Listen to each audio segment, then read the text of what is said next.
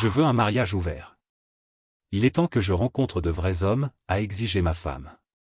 Bien sûr, ai-je répondu. Mais elle a perdu la tête quand notre voisine, incroyablement attirante, s'est intéressée à moi. Quelques mois plus tard, les papiers du divorce furent le coup de grâce.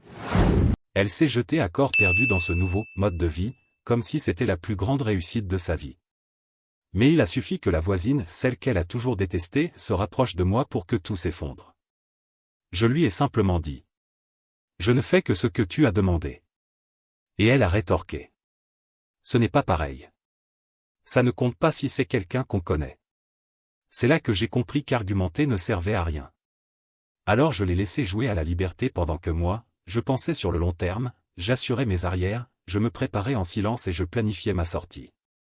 J'ai 36 ans, je suis routier et je conduis sur des trajets inter-États depuis 12 ans. Ça rapporte bien, du moment qu'on ne craint pas la solitude. Jusqu'à récemment, je pensais que mon mariage avec Jen, 35 ans, était plutôt correct. Nous sommes ensemble depuis 10 ans, mariés depuis 7. J'ai acheté ma maison avant le mariage, 3 chambres, 2 salles de bain, construites dans les années 90. Je l'ai payée $210 000 à l'époque, et aujourd'hui elle vaut presque 450 000. Quand nous avons commencé à sortir ensemble, Jen semblait apprécier la stabilité que je lui offrais. Je passais plusieurs jours sur la route, puis quelques jours à la maison. Nous avions un système, elle travaillait dans un bureau d'assurance, s'occupait des repas, moi, je faisais les réparations et j'entretenais le jardin. Un arrangement simple qui fonctionnait bien. Une répartition pratique des tâches, vu mon rythme de travail. Notre vie n'avait rien d'un compte Instagram selon les standards actuels, mais elle était solide. Nous allions camper dans les montagnes, passions du temps avec un petit cercle d'amis, regardions des films le week-end, des choses normales. Je pensais que nous partagions la même vision du mariage, partenariat, loyauté, construire quelque chose ensemble. Mais tout a changé quand sa sœur, Vanessa, est revenue en ville après son 2e divorce. Divorcée 2 fois, toujours en chasse d'un nouvel homme ou d'une expérience de vie. Le genre de femme qui poste des phrases inspirantes sur les réseaux sociaux alors que sa vie réelle est un désastre complet. Du jour au lendemain, elle était toujours chez nous, bourrant la tête de Jen avec des histoires de voyages exotiques, de week-ends enflammés et de « la vie est trop courte pour rester coincé avec une seule personne ». Je n'étais pas aveugle, je voyais les changements en direct.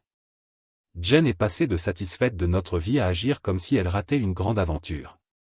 Elle a commencé à suivre un tas d'influenceuses lifestyle, des femmes de 30 à 40 ans avec une quantité suspecte de temps libre et d'argent, toujours en voyage à Bali ou je ne sais où.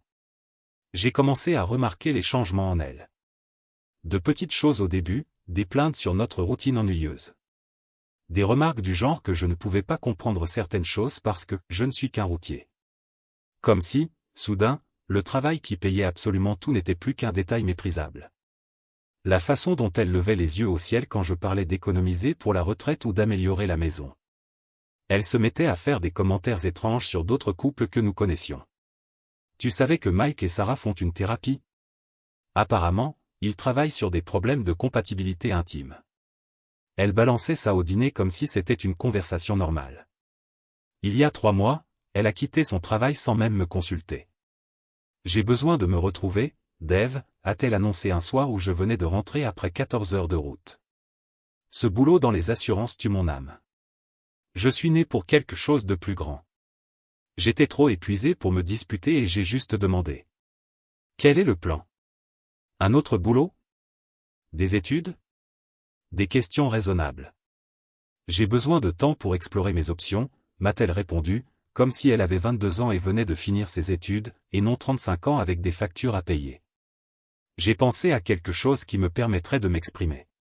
S'exprimer aux frais des autres, ai-je pensé, sans le dire. Nous avions quelques économies qui pouvaient tenir un moment, et je me suis dit qu'une pause pourrait peut-être l'aider à se recentrer. Mais apparemment, ça voulait dire passer ses journées à scroller Instagram et à aller bruncher avec Vanessa pendant que j'étais sur la route. Notre accord sur le partage des responsabilités était parti en fumée. Je rentrais à la maison et elle était sale, sans nourriture, et j'avais encore droit à son attitude quand je le mentionnais. L'évier plein de vaisselle, le linge qui s'entassait. Mais, d'une manière ou d'une autre, elle trouvait le temps d'acheter de nouveaux vêtements et d'aller se faire les ongles 2 fois par semaine. Le pire n'était même pas le désordre. C'était d'entrer dans ma propre maison et de me sentir comme un invité, comme si j'interrompais sa vraie vie. Elle était toujours au téléphone avec Vanessa ou une nouvelle copine, et me regardait comme pour dire « Ah, tu es rentré ?» avant de reprendre sa conversation. Faire le ménage est en dessous de moi. Elle a vraiment dit ça un jour, quand je lui ai demandé de mettre au moins la vaisselle dans le lave-vaisselle. C'est trop restrictif pour ma croissance personnelle. Je n'ai pas fait de scandale. J'ai simplement tout pris en charge, cuisiner mes repas, nettoyer, laver mes affaires, tout en travaillant plus de 60 heures par semaine sur la route. Mais dans ma tête, je commençais à me détacher. J'ai passé plus de temps avec mes amis au garage, à bricoler des voitures anciennes. J'ai une Camaro 67 que je restaure depuis des années. Rien ne vide mieux l'esprit que de travailler sur un vieux moteur. Tu n'as pas besoin de deviner ce qui ne va pas. Tu diagnostiques, tu répares, et voilà, ça refonctionne. Si seulement les relations étaient aussi simples. C'est là que les disputes ont commencé à devenir plus fréquentes. Je soulignais qu'elle ne contribuait plus en rien. Elle me traitait de contrôlant et d'abusif financièrement. Je mentionnais l'accord que nous avions. Elle répliquait que les accords évoluent et que je devais me mettre à jour. Je lui demandais si elle cherchait du travail et, en retour, je recevais l'accusation de ne pas soutenir sa quête personnelle. Puis un jour, je suis revenu d'un voyage de 3 jours en pensant que ce serait un mardi comme les autres. Jen m'a demandé de m'asseoir dans le salon. Elle avait ce regard de quelqu'un sur le point de lâcher une bombe. Dave, commença-t-elle, en faisant tourner son verre de vin entre ses doigts. J'ai beaucoup réfléchi à nous. Répondis-je, le visage neutre, même si j'avais un léger nœud dans l'estomac. Je crois qu'il est temps qu'on explore, dit-elle, sérieuse. Explorer ? Ai-je demandé, calmement. Explorer quoi ? Les parcs nationaux ? Elle lâcha un soupir impatient. Non, Dave. D'autres personnes. Un mariage ouvert. Mon cerveau a fait un court-circuit. C'était Jen. Ma Jen. La même femme qui, autrefois, était jalouse parce que j'avais mentionné qu'une caissière de station-service avait été gentille avec moi. Et voilà qu'elle suggérait, l'air de rien, d'avoir des relations intimes avec d'autres comme si elle proposait d'essayer un nouveau restaurant. Attends, tu es sérieuse ? C'est tout ce que j'ai pu dire. Oui, complètement. Répondit-elle, avec une étrange excitation dans la voix. Je crois que ça peut être libérateur pour nous. Raviver la flamme. On pourrait tous les deux vivre de nouvelles expériences, rencontrer de nouvelles personnes. Pas de secret. Tout au grand jour. Ce mariage est tellement restrictif. Je veux explorer d'autres possibilités. Ma première réaction fut la colère, suivie d'un calme froid et étrange. Donc tu veux coucher avec d'autres types ? Tromper sans appeler ça tromper ? Dis-je sèchement. Ce n'est pas juste ça, balbutia-t-elle. C'est une question de liberté et de croissance pour nous deux. Je veux voir d'autres hommes, tu sais, des hommes plus intéressants. Intéressants, hein ? Ai-je rétorqué. Comme ce coach de CrossFit dont toi et Vanessa parlaient sans arrêt ? Son visage a rougi. Bingo. Elle parlait de ce fameux Matt depuis des semaines. Elle racontait combien sa trajectoire était inspirante. Comment il avait quitté son emploi de bureau pour devenir coach sportif. Comment il se connectait à son « moi authentique ». Moi authentique. Quoi que ça veuille dire. Nous avons discuté pendant plus d'1 heure. Les arguments habituels. Elle voulait des expériences. Moi, je disais que des vœux avaient un sens. Elle m'accusait d'être enfermée dans une pensée patriarcale. Je lui rappelais qu'avant, elle valorisait la loyauté. Nous tournions en rond. Elle n'arrêtait pas de sortir des mots-clés, modèle relationnel en évolution, non-monogamie éthique, étendre notre capacité de connexion, comme si elle avait avalé un manuel de développement personnel. Pendant ce temps, moi je pensais juste au paiement de l'hypothèque et au risque de MST. À la fin, j'ai simplement cessé de discuter et j'ai décidé de jouer sur le long terme. D'accord, Jen, ai-je dit. Elle a cligné des yeux, surprise. D'accord ? Juste, d'accord ? Oui, ai-je confirmé. Si c'est ce que tu veux, faisons-le. Elle ressemblait à quelqu'un qui s'était préparé à la guerre et qui, soudain, voyait l'ennemi se rendre. Méfiante, mais soulagée. Je l'ai laissé croire qu'elle avait gagné. Ça rendrait mes prochains pas plus faciles. Son air choqué s'est rapidement transformé en un sourire satisfait, comme si elle venait de remporter une victoire. Waouh! Je ne pensais pas que tu étais aussi ouvert d'esprit. Ça va être incroyable pour nous, Dave. On devrait fixer quelques règles. J'ai hoché la tête. Bien sûr. Qu'est-ce que tu avais en tête? Elle s'est lancée à fond. Bon, il faut être honnête sur les personnes avec qui on sort. Pas de mensonges ni de secrets. Et on doit toujours se donner la priorité, genre des soirées en amoureux, tout ça. Ça a du sens, ai-je répondu. Et peut-être qu'on commence seulement avec des trucs occasionnels. Rien de sérieux ou d'émotionnel avec les autres. Je me suis contenté d'acquiescer, en la regardant construire toute cette structure à laquelle elle avait manifestement réfléchi depuis des semaines. Probablement que le gars du CrossFit était déjà dans sa ligne de mire. Il aimait toutes ses publications sur Instagram. Subtil. Et tu pensais commencer quand? Ai-je demandé. Elle a détourné le regard. Eh bien, il y a un événement social à la salle de sport demain soir. Bien sûr qu'il y en avait un. Vas-y, ai-je dit. De toute façon, je pars pour une tournée de 3 jours demain. Elle avait l'air confuse, presque déçue que ce soit si facile. On voyait qu'elle avait répété des disputes dans sa tête, s'attendant à ce que je résiste davantage, peut-être même espérant que je résiste. Les 6 semaines suivantes furent folles. Jen s'est plongée corps et âme dans ce nouveau mode de vie. Je répondais seulement par des messages courts, « Ok, amuse-toi bien ». Je ne demandais jamais de détails. Ça la rendait dingue, parce que je ne montrais aucune jalousie. C'était comme regarder quelqu'un vivre une fantaisie qu'elle s'était persuadée d'appeler sophistiquée et évoluée, alors qu'en réalité, elle voulait juste coucher avec quelqu'un de nouveau sans lâcher son filet de sécurité à la maison. Pendant ce temps, moi, je préparais mon terrain en silence. J'ai appelé la banque et ouvert un compte dans une autre agence. J'ai commencé à y transférer de petites sommes. Rien de suspect, juste assez pour créer un filet de sécurité. J'ai documenté tout ce qui se passait dans notre mariage dans un fichier protégé par mot de passe. J'ai pris rendez-vous avec un avocat spécialisé en divorce lors d'un de mes longs trajets. J'ai aussi intensifié ma routine à la salle. J'ai ajouté des exercices polyarticulaires lourds, intégré du cardio, perdu 7 kilos de graisse, pris du muscle et commencé à mieux prendre soin de moi en général. Je me suis dit, si je devais redevenir célibataire, autant être la meilleure version de moi-même. L'avocat, Mike, avait déjà tout vu. Cas classique, a-t-il dit après que je lui ai expliqué la situation. Elle veut avoir le beurre et l'argent du beurre. Ta maison date d'avant le mariage, donc elle est protégée. Et comme il n'y a pas d'enfant, c'est plus simple. Continue à tout documenter et ne la confronte pas encore. Mike était un type direct, dans la cinquantaine. Divorcé 2 fois, ironiquement. Il disait que ses propres expériences l'avaient rendu meilleur dans son travail, parce qu'il reconnaissait les schémas pour les avoir déjà vécus. Les femmes comme ta femme, dit-il en se renfonçant dans son fauteuil, pensent avoir tout planifié. Elles croient pouvoir avoir la liberté d'être célibataire tout en gardant la sécurité d'être mariée. Mais ça ne marche pas comme ça. J'ai suivi son conseil, profil bas, j'ai laissé Jen s'amuser et je me suis préparé en silence à l'inévitable. Au bout de 2 mois dans cet arrangement, la bombe a explosé. Il y a une voisine, Amanda, 35 ans, qui vit 2 maisons plus loin. Magnifique à en faire mal. Le style coach sportive, toujours en legging. Pendant des années, Jen disait qu'elle était trop proche de moi, toujours avec des remarques jalouses.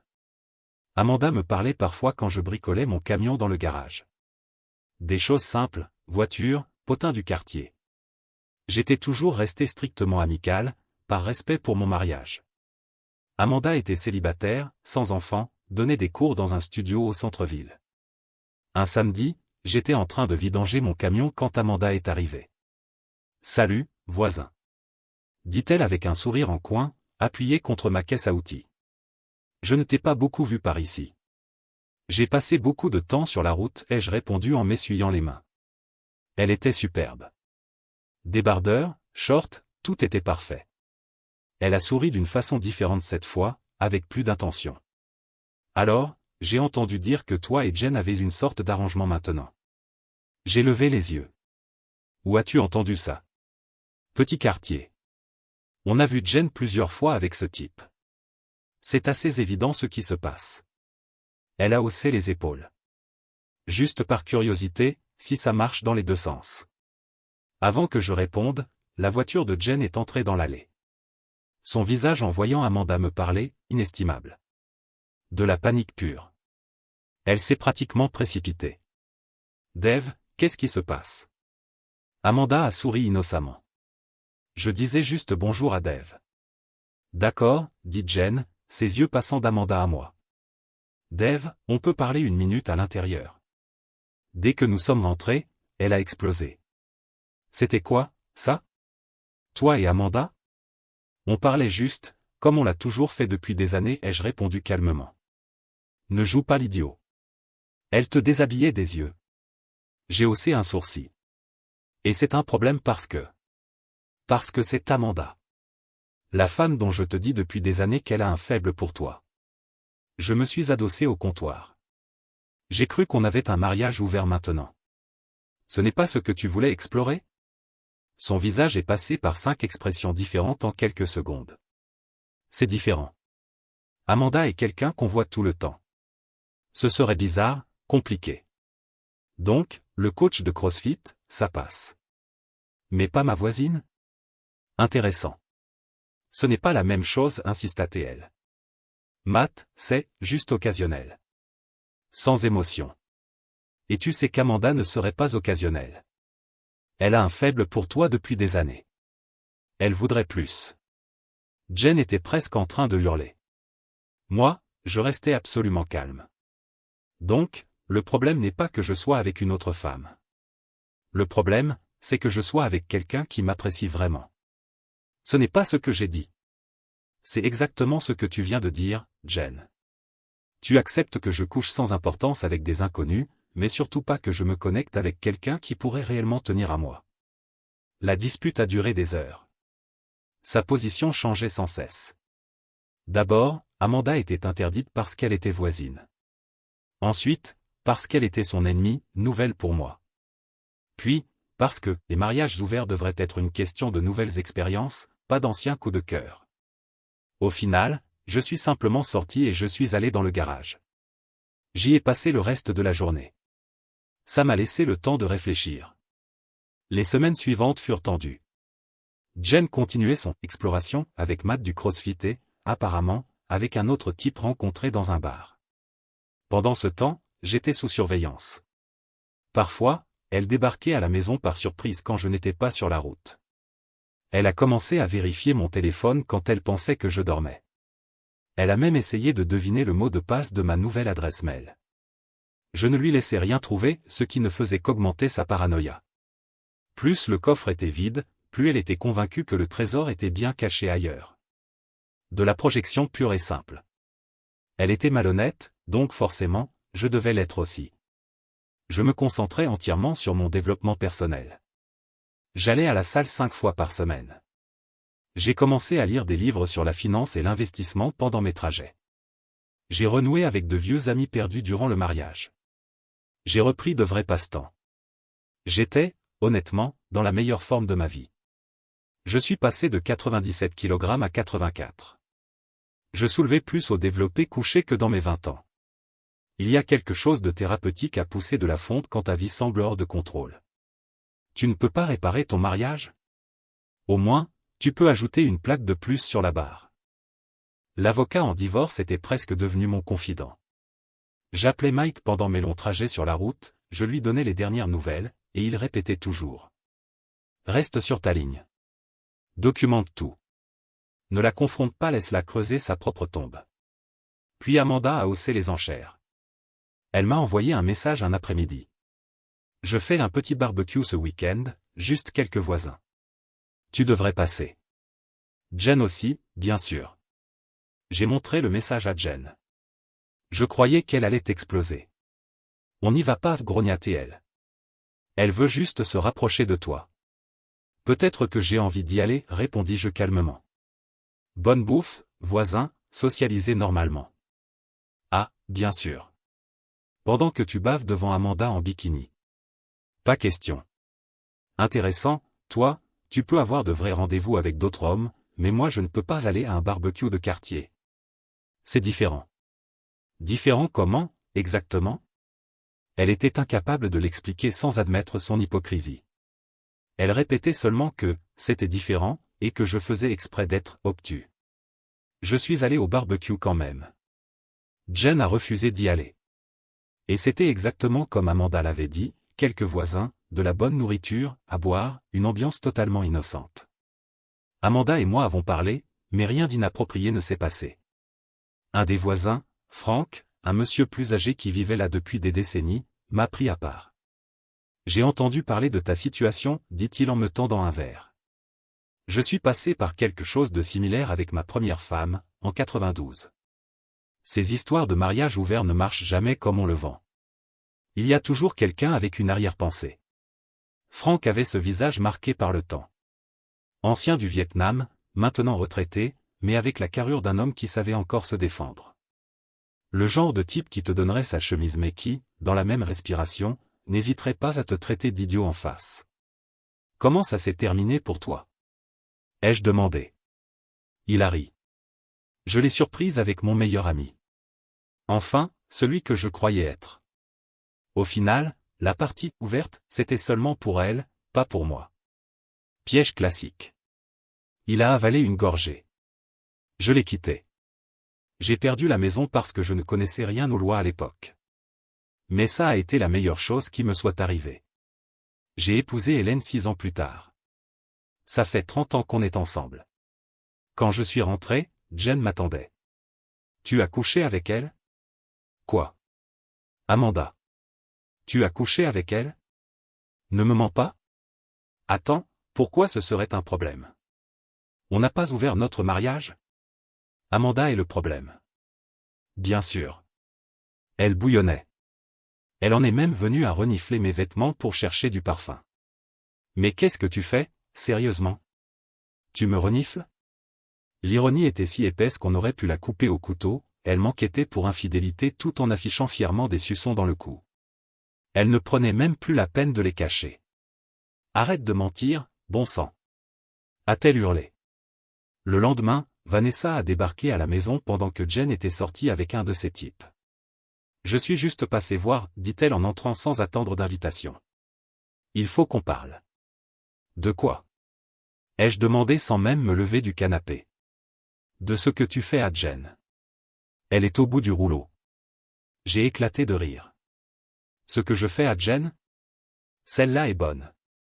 Elle a voulu ouvrir la relation pour améliorer les choses entre vous, pour pimenter. Pas pour que tu cours après la première voisine qui te fait les yeux doux. Intéressant? Vanessa s'est assise sans y être invitée. Jen tient à toi. Elle essaie juste de se trouver, dans d'autres lits. Ne sois pas vulgaire. C'était censé être une expérience de croissance mutuelle. Mutuelle? Ai-je répété. Alors pourquoi est-ce un problème que j'aille à un barbecue de quartier? Parce que tes intentions n'étaient pas pures. Vanessa a soupiré, dramatique. Jen sait qu'Amanda a toujours eu un faible pour toi. C'est irrespectueux. Et Jen qui couche avec Matt du CrossFit, ce n'est pas irrespectueux. C'est différent. C'est juste physique. Il n'y a pas d'histoire entre eux. La même rengaine. Seule la messagère changeait. Je me suis levé. Vanessa, avec tout le respect que je te dois, c'est-à-dire aucun, ça, c'est entre Jen et moi. C'est toi qui l'as encouragé à se trouver et à ouvrir le mariage. Ne fais pas semblant d'être surprise quand ça ne se déroule pas comme tu l'avais imaginé. Ce soir-là, Jen a tenté une autre approche. Elle est rentrée pratiquement nue, essayant de me séduire. Je n'ai pas voulu. Qu'est-ce qu'il y a? Demanda-t-elle. Je pensais qu'on pouvait se reconnecter. Je n'en ai pas envie. C'est à cause d'elle? Exigea-t-elle, sa pose sensuelle s'évaporant. Non. C'est parce que je n'en ai pas envie. Tu me punis. Je n'avais fait qu'accepter exactement ce qu'elle voulait. 4 mois après le début du mariage ouvert, j'avais déjà tout documenté. Chaque dispute sur son hypocrisie. Chaque retour tardif à la maison après avoir vu un autre. Chaque dollar dépensé de notre compte commun pour son nouveau style de vie, vêtements, dîner, hôtel. J'avais créé un email qu'elle ne connaissait pas, où je transférais toutes nos conversations, captures d'écran des réseaux sociaux où elle postait des phrases vagues sur « se trouver » et « explorer de nouvelles connexions » tout en se plaignant, dans le même souffle, de « manque de confiance » et de « trahison émotionnelle » à mon sujet. La séparation mentale était déjà complète. Je la voyais déjà comme une étrangère. Un soir, environ 3 mois plus tard, je suis rentré plus tôt d'une tournée. J'entre dans la maison et je trouve Jen et Vanessa assises à la table de la cuisine, une bouteille d'eau gazeuse entre elles, en train de planifier ce qui ressemblait à mon exécution financière. Il faut juste trouver un moyen de mettre ton nom sur l'acte de propriété d'une façon ou d'une autre, disait Vanessa, ou au moins établir que tu as contribué de manière significative à la valeur de la maison. Je suis ressorti en silence, j'ai fermé la porte et, 1 minute plus tard, je suis rentré bruyamment exprès. Elles ont changé de sujet immédiatement, mais le mal était fait. Ce n'était pas seulement 2 sœurs explorant des structures modernes de relations. C'était un effort coordonné pour me prendre tout ce que j'avais. Mon avocat montait déjà un dossier solide. Dans notre État, l'adultère ne pèse pas beaucoup dans une procédure de divorce, mais l'irresponsabilité financière et l'abandon, oui, et Jen cochait les 2 cases. Elle avait quitté son travail, ne contribuait plus en rien à la maison et dépensait notre argent sans limite. Pendant ce temps, je continuais à payer l'hypothèque, toutes les factures, et à m'occuper de l'entretien et du ménage. Abandon classique des devoirs conjugaux. Mais je restais calme. Je ne la confrontais pas, je n'agitais pas les eaux inutilement. J'avançais en silence, préparant ma sortie. Pendant ce temps, ma transformation physique se poursuivait. Ma confiance avait grimpé en flèche par rapport au début. Les vêtements m'allaient mieux, ma posture s'était améliorée. Même mon patron a remarqué. Quoi que tu fasses, continue. Tu as une super allure et tu travailles mieux que jamais. Amanda était devenue une alliée inattendue. Pas romantiquement, mais comme quelqu'un qui voyait clair à travers les mensonges de Jen. Un jour, elle m'a envoyé un message pendant que j'étais en route pour Cincinnati. Elle était hier au café avec ce type, agissant comme s'ils étaient en couple.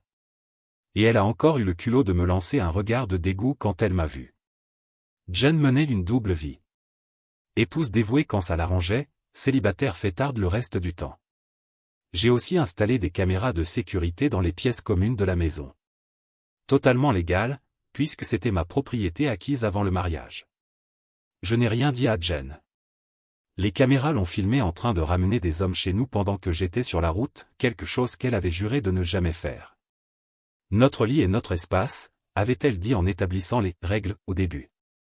Apparemment, cette règle ne s'appliquait qu'à moi. Les caméras l'ont également surprise en train de fouiller dans mes tiroirs, de toucher à mon courrier, cherchant je ne sais quoi, probablement des documents financiers ou une soi-disant preuve d'infidélité à utiliser contre moi. J'ai même entendu des conversations entre elle et Vanessa dans le salon, parlant mal de moi, planifiant comment gérer ma personne, discutant de ce qu'elle ferait de la maison, quand le moment viendrait, comme si elle avait jamais été à elle. Je dois juste le garder calme jusqu'à décider de mon prochain pas, disait Jen. Matt est amusant, mais ce n'est pas vraiment du matériel à mari. Je dois être maligne concernant cette maison. Elle vaut une fortune maintenant, avec le marché tel qu'il est. Elle débattait encore de la façon dont Jen pourrait revendiquer une part de la maison, malgré le fait qu'elle soit un bien prématrimonial. Vanessa suggérait d'affirmer que Jen avait contribué à l'entretien et à la valorisation, une blague, puisqu'elle n'avait jamais changé une seule ampoule. J'ai envoyé l'enregistrement à mon avocat. Il a jubilé. C'est de l'or. Une preuve claire d'intention de fraude. Continue d'enregistrer. Et j'ai continué. Chaque conversation, chaque dispute, chaque mensonge. Tout documenté, sauvegardé et transmis à l'avocat. Pendant ce temps, mon plan de sortie prenait forme. J'ai loué un box de stockage pour mettre mes affaires importantes, héritage de famille, documents, la petite collection d'armes que mon grand-père m'avait laissée, tout ce qui ne pouvait pas être remplacé ou que je ne voulais pas risquer de perdre dans le chaos inévitable de la séparation. J'avais déjà transféré environ 60% de nos économies communes sur mon nouveau compte. Pas assez pour paraître comme une dissimulation d'actifs, mais assez pour garantir que je ne me retrouverais pas à sec si elle tentait de vider les comptes.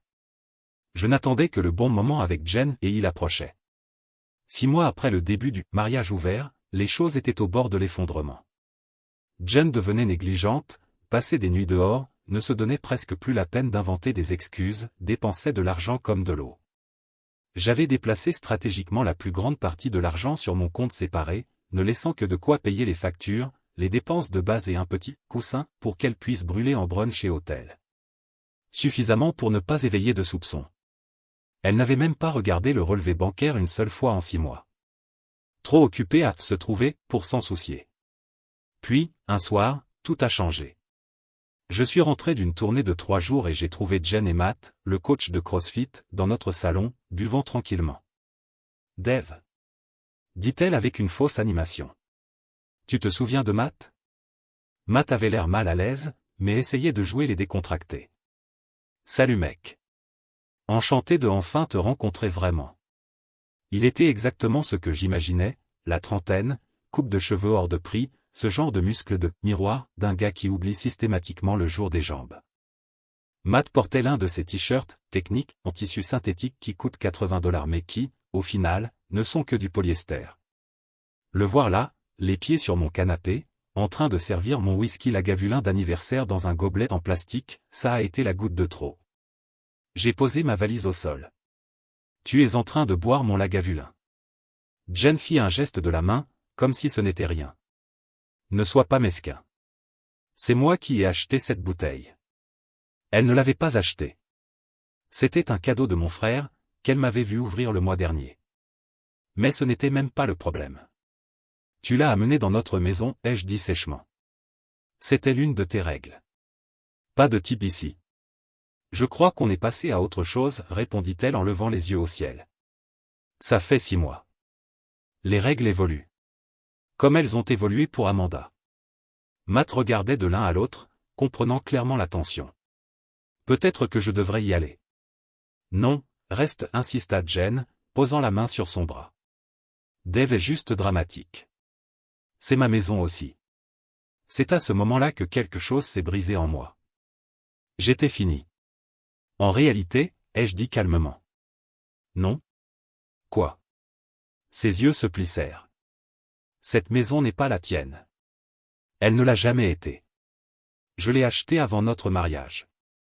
Tu n'as rien contribué, ni hypothèque, ni impôt, ni entretien.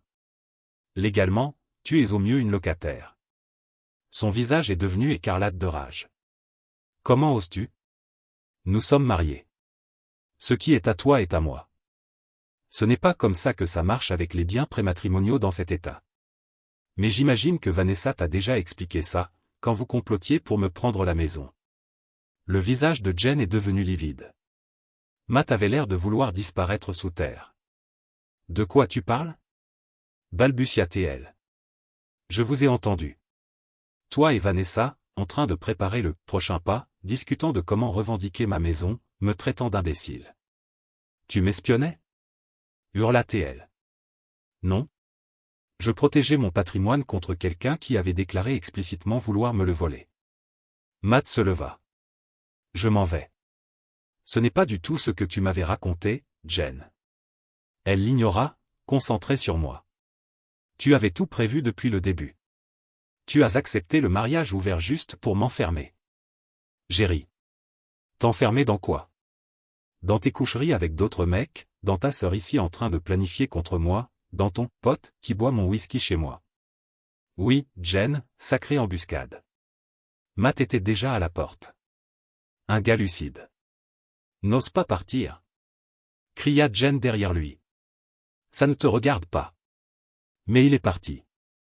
Au moins, il avait assez de bon sens pour reconnaître un cirque quand il en voyait un. Jen se retourna contre moi. Tu as tout gâché. Ça marchait parfaitement jusqu'à ce que tu deviennes possessif et bizarre. Parfaitement pour qui, exactement? Toi qui profites dehors pendant que je bosse 60 heures par semaine pour tout payer. Toi qui amènes des types chez moi alors que je ne peux même pas discuter avec une voisine sans être accusé. C'est ça, ton idée de « fonctionner parfaitement ». Je n'ai jamais trompé.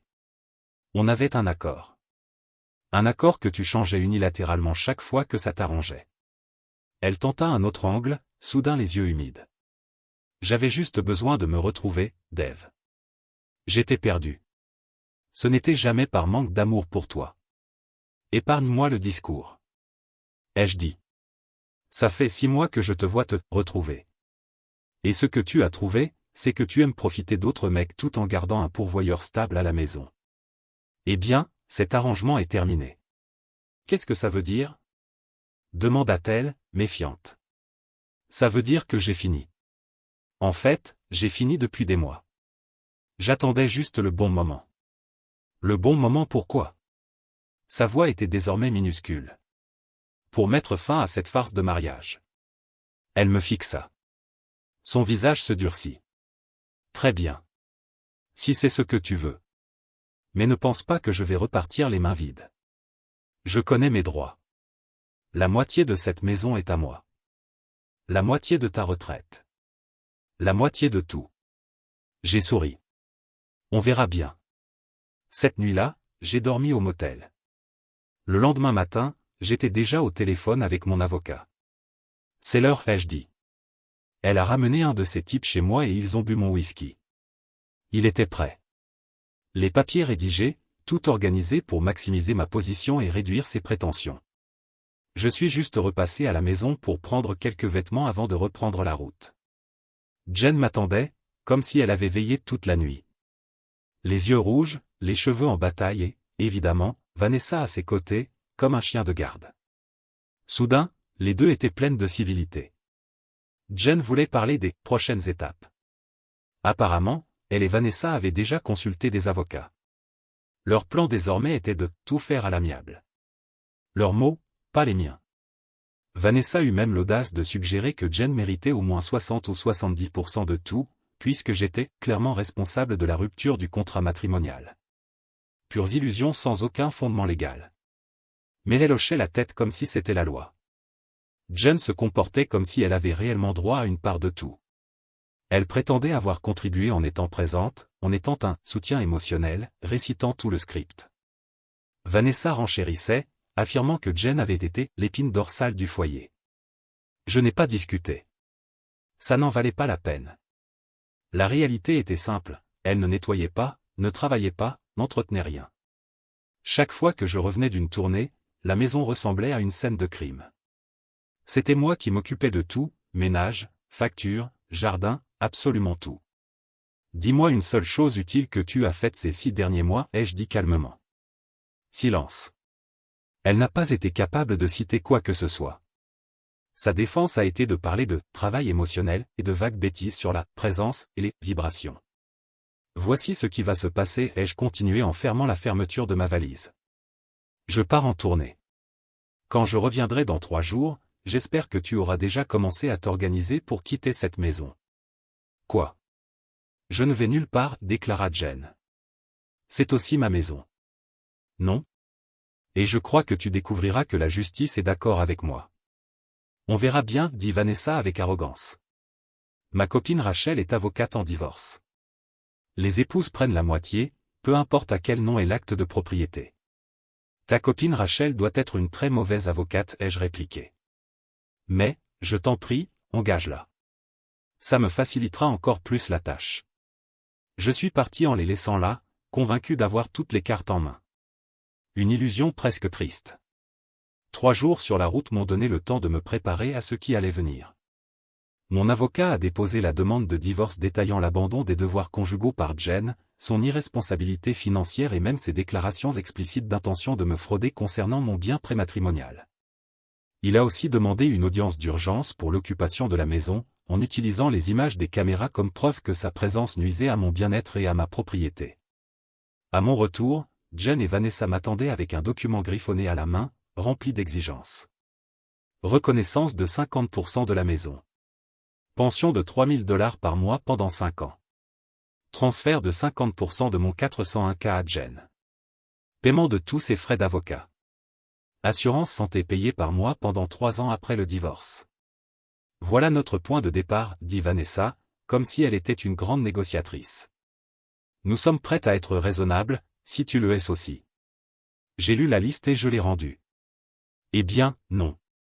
Comment ça, non? Demanda Jen. Ce n'est pas comme ça que ça marche, cracha Vanessa, rouge de colère. Tu crois que tu peux juste jeter Jen après qu'elle t'a donné les meilleures années de sa vie? Tu es pathétique.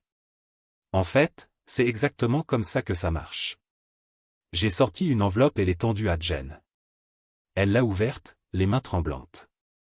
À mesure qu'elle lisait, son visage est passé de la confusion au choc, puis à la rage. « C'est quoi, ça ?» hurla-t-elle. « Des preuves. Tout documenté. Tu es officiellement notifié. Tu m'as enregistré ? Parfaitement légal dans cet état. Et très instructif, surtout tes conversations avec Vanessa sur la façon de me prendre la maison. » Vanessa arracha les papiers, les yeux parcourant frénétiquement les pages. « Ça ne tiendra pas. La maison est un bien conjugal, peu importe quand tu l'as acheté. Pas dans cet état.